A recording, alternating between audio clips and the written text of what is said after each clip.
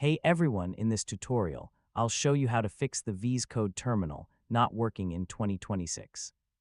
If the integrated terminal doesn't open, commands fail, or the wrong shell appears, these steps can help. So let's get started. First, open VS Code and open the integrated terminal. If nothing appears, check the terminal menu and try creating a new terminal session. If the terminal opens but commands don't work, check which shell VS Code is using. Depending on your operating system, you may have several available shell options. Try selecting a different shell profile and create a new terminal. If the new terminal works, the problem may be related to the previous shell configuration. Next, check whether the command you're trying to run is installed on your computer. For example, programming runtimes, package managers, and Git need to be installed separately before their commands can work. You should also check your system path configuration.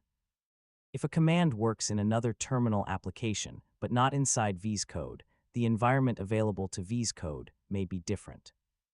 If the terminal still behaves strangely, restart VS Code and create a fresh terminal session. You can also check your settings for terminal-related options that may have been customized.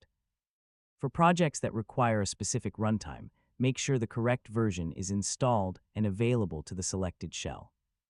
If an extension is interfering with the terminal, temporarily disable recently installed extensions and test again.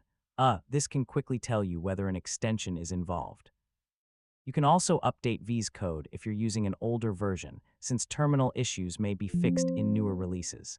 And that's how to fix the VS Code terminal when it isn't working. Check the shell required commands, system path, settings, and extensions to identify the cause. Thanks for watching, and I'll catch you in the next